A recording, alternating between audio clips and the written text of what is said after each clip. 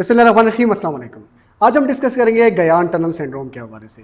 ये वीडियो उन लोगों के लिए जिनके हाथ सुन होते हैं, जिनके हाथों में जलन, बर्निंग सेंसेशन, हाथों में चींटियाँ चलती है, हाथों में पिन्स एंड नीडल सुइयाँ चुभती है और हाथ कमज़ोर होता है। जब भी वो वज़न उठाते हैं हाथ से वज़न गिर जाता है और हाथ में दर्द होता है।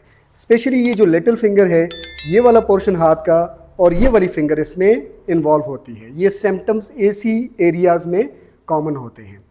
हाथों के सुन होने के ऊपर मैंने कुछ और वीडियोस भी बनाई हुई है, लिंक मैं डिस्क्रिप्शन में दे दूंगा, आप उसको भी देख सकते हैं।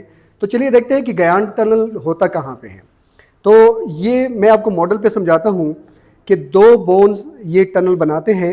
ये लिटिल फिंगर है, जो ये वाली लिटिल फिंगर है, इसके एंड पे ये टनल होता है। ये वाला बोन पीजिफॉर्म है, जो प्रोमिनेंट बोन है, ये आपको फील भी होगा, प्रोमिनेंट बोन पीजिफॉर्म है और इसके ऊपर हेमेट बोन है।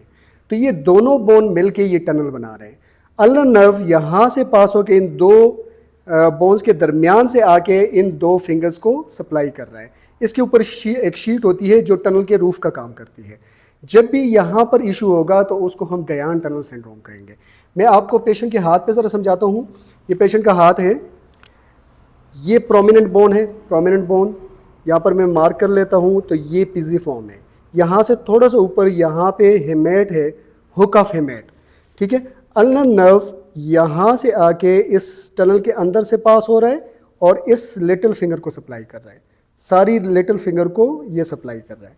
और यहाँ से एक ब्रांच आके रिंग फिंगर के हाफ को इस वाले साइड को सप्लाई कर रहा है और इसके साथ जो मीडियल हाफ है उस साइड पे जो नर्व सप्लाई कर रहा है वो मीडियन नर्व सप्लाई कर रहा है।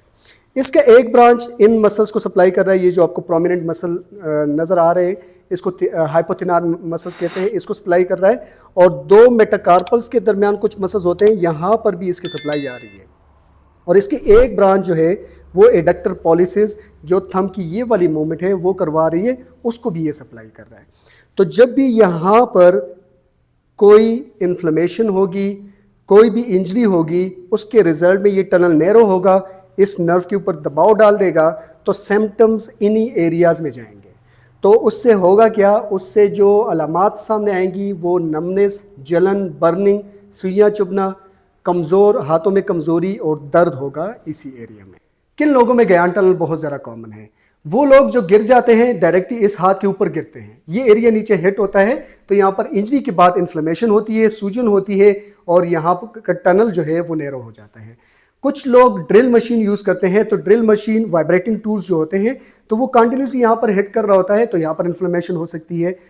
गिरने के बाद अगर फ्रैक्चर होता है इस एरिया में और उस फ्रैक्चर को दोबारा से अलाइन किया जाता है और उसमें माल अलाइनमेंट होती है, माल अलाइनमेंट की वजह से भी ये टनल नैरो हो सकता है। और कुछ लोग साइकिल राइडर्स जो होते हैं, उनमें भी कंटिन्यूसली हैंडल को इस तरह होल्ड किया होता है और साइकिल उसको अगर झटके लगते हैं, मूवमेंट होती है, तो यहाँ पर इंजरी के चांसेस है और पेशेंट को ये सिम्टम्स आ सकते हैं। और कुछ और इन्फ्लेमेटरी कंडीशंस हैं, जिस तरह की रोमेटॉइड आर्थराइटिस है, उसमें भी हाथों की इन्फ्लेमेशन बहुत ज़्यादा कॉमन है, उसमें भी मैं भी कि ये कंडीशन डेवलप हो। अब हम इसको डायग्नोस कैसे करेंगे? डायग्नोसिस के लिए हम मेनली क्लिनिकल पेशेंट की हिस्ट्री लेते हैं और ये जो साइन एंड सिम्टम मैंने बताए हैं कि यहाँ से नीचे साइन एंड सिम्टम्स होने चाहिए, जिस तरह के सुन होना, जलन, पेन, वीकनेस, ये चीज़ें हों। उसके बाद हम टनल साइन देखते हैं। यहाँ पर आपने टेप करना है और पेशेंट के सिम्टम्स देखते हैं कि यहाँ पर आ रहे हैं कि नहीं। इसको टिनल साइन या टनल साइन भी कहते हैं। अगर नमनेस इस टेप करने से आ रही है तो ये टेस्ट पॉजिटिव है। दूसरे टेस्ट हम करेंगे कि पेशेंट को आपने कहना है कि अपने हाथ को ऐसे मूव करें या आप खुद मूव करें उसके हाथ को और देखें कि यहाँ पर सिम्टम्स आ रहे हैं कि नहीं। अगर ये भी सिम्टम आ रहे हैं तो ये भी कंफर्म कर रहा है कि गयान टनल सिंड्रोम है।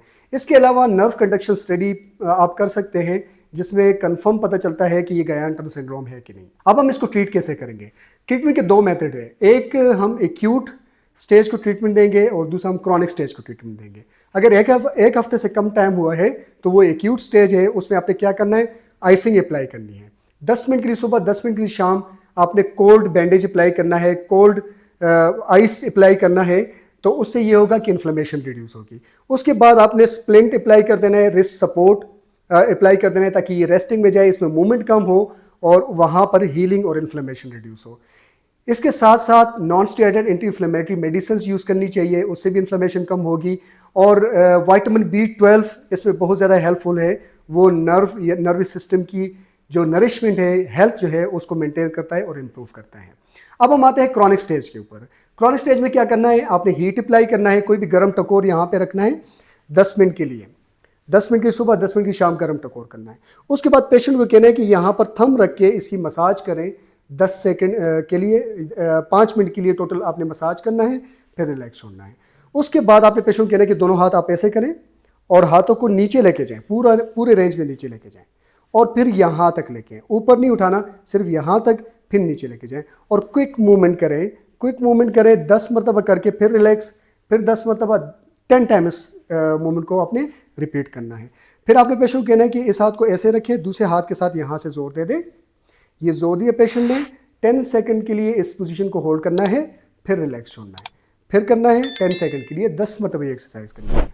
फिर आपने पेशेंट को कहना है कि इस हाथ को ऐसे होल्ड करें, ये 2 फिंगर्स, इस एक्सरसाइज में आपने हाथ को ऐसे मूव ऊपर लेके जाना है और इन 2 फिंगर्स पे ज्यादा फोर्स देना है यहाँ तक, और यहाँ पे क्विक मूवमेंट करनी है, 10 मरतबा मूवमेंट करके, फिर रिलैक्स, फिर 10 मरतबा, 10 रिपीटिशन आपने ये करनी है। आप हाथ को ऊपर लेके जाएं, ये ऐसे, और यहाँ पे ये रिपीट करें 10 टाइम, फिर रिलैक्स, फिर रिपीट करें 10 टाइम, फिर रिलैक्स। तो ये कुछ एक्सरसाइजेस थी, अगर आप ये करेंगे तो जो इन 2 फिंगर्स या ये वाला पोर्शन में आपकी नमनेस, वीकनेस, जो भी सिम्टम्स हैं वो रिड्यूस हो जाएंगे। मैं उम्मीद करता हूँ आपको आज की वीडियो पसंद आई होगी। अगर वीडियो पसंद आई है तो वीडियो को लाइक करें, चैनल को सब्सक्राइब करें और ज़्यादा से ज़्यादा लोगों तक शेयर करें। आपसे इजाज़त चाहूँगा। अल्लाह हाफ़िज़।